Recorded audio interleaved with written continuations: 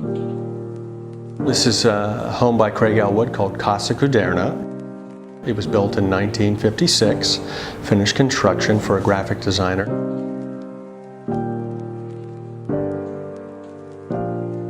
My name's Barton Janke, and I am an architectural research historian and designer, and I help put the house back together. You know, most of these homes were built at an economical price. Probably this was, I think, about $26,000, $27,000 to make at the time in 1956. You're talking about a time period where the case study program and John and Tenza came into play, where it was post-war. These are all pretty much off-the-shelf materials that when you look around, it's just glass, easy to fit in the frame. Everything was made that way at, you know, it would be like a big box store now. You know, you're just buying materials. That was all that was available was Filipino mahogany. You had single pane glass. You had subfloor, maybe carpet in the house. And so it was a very quick process, and also as well, I think people left the war. They wanted to develop programs like the case study program, but they wanted to develop homes that were affordable for people coming home. Granted, $27,000 is not inexpensive back in 1956, but at the same time, you know, there was kind of a standardized form. Things were made to be ready-made, off the shelf, and accessible. So, you know, anybody could build this house really on some level if you had the plans. Come on in, let me show you the house. We've done a bit of a restoration. The house is kind of cleaned up. We made a little courtyard over there where you just walk through. In addition to some of the changes we made, we kind of upgraded things and made them a little more 2018 by adding terrazzo floors, you know, taking away a lot of the home that was here. I don't know if you've ever seen photographs, but over the course of the years there had been a lot of overhangs and kind of screens put in to obviously get rid of sunlight and shade and probably temperature control. But through the archives, we were able to discover that most of these things were on the house, and the structure that you're seeing now really is as close to the original structure you will ever see again.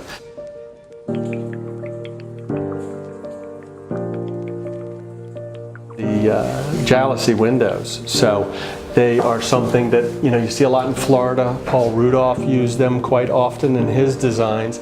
And what happens is it gets a flow through the house because air conditioners weren't probably prominent back then as much in systems. So even though they had been laid in place, you just really didn't have HVACs. So these were a solution to open up houses, still having them go floor to ceiling to kind of contribute. So major feature, you'll notice them throughout the house. You'll notice them as well in any of the houses that Craig built.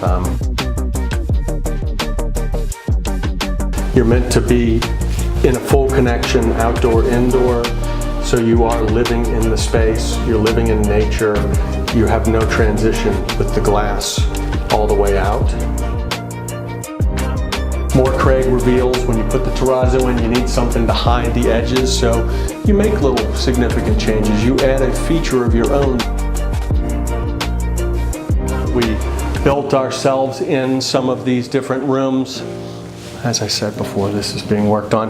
But you know, we give nods. This was built after. This is one of those cabinets I was telling you about where you can see original here. And we keep, then you take this here and we build it so that it's efficient. You make a closet for somebody finally. This was just a strange, wide open thing. This is looks much better.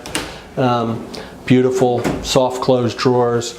George Nelson pulls, you know, things that are really of the period, you know, and I mean, the guy that does the work with me has worked on all these homes, and it's just beautiful custom work. So you're really, again, working with handmade home again. And this isn't like we brought a team of construction experts in to tell us what to do. Again, bedroom transitioning out, beautiful view. The pool was added some point during the course of the home's life. They did it probably, I'm guessing, and what I think it is most useful for is it blocks the freeway of the 101 that wasn't in that capacity when the home was built. So you're kind of eliminating the visual of that and only getting the valley and the vastness all the way out to the mountains. Floating, original mirror. Mirrors used to be just stuck to the walls, so in turn we decided to put a black frame around so it wouldn't look as slapped up and glued. You wanted to make it more, just more detail. I think that what happened back then is the money would change, they would run out, or they would be on a budget, and so little things were overlooked, more design things. Kitchen, we go in, and then when we leave I'll show you that. So you go in the kitchen here and you have, you know, obviously a nice big cupboards. This was enclosed, we decided to remove that, open the kitchen up, you have a little bar area, you know, new appliances. But before we get into changing the home and doing anything, we always measure out the whole house. And we go back to any footprint we ever have or find plans. And what we've done is copied down everything so that we can try and come as close as possible to exactly what the home was structurally and size-wise, and then try and buy appliances that will fit into those spaces.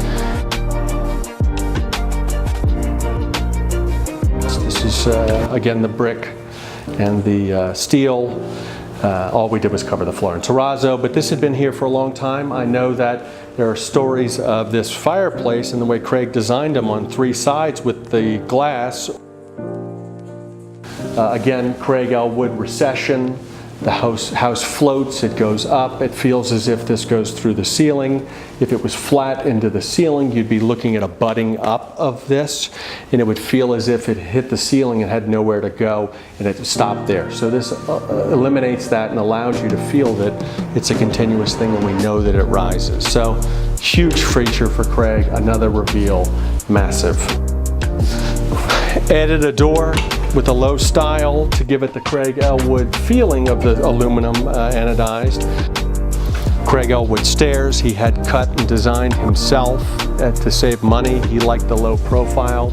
It's much nicer, so he went with that. These cost, I think, $375 at that point, which was half of what you were to do if you had them manufactured out of a machine shop by somebody else, or like spiral staircases back then, you could actually just buy and then install. So prefab, no. Handmade, yes. Amazing.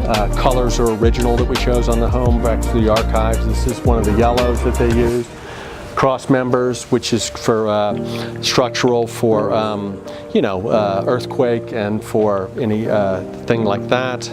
So you have that. That's, again, massive Craig. It's over there as well. We're going to go up to the guest house, which sits here. It's about 400 square feet, which also encloses a carport.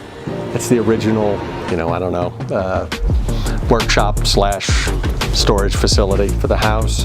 And then as we go up, you'll see how the rest of the house works. So now you're up in the top of the house, you'll look out. We added a box on top of the sink that was existing that had probably been put in the 80s to give it an Elwood Formica, which was the thing back then. So you'll see Formica throughout the house that we use. This is the yellow, which translates and transfers. You know, you change out little surfaces here to give it red that have been destroyed over the years and scratched and broken. So you just, you know, you kind of just incorporate where you can.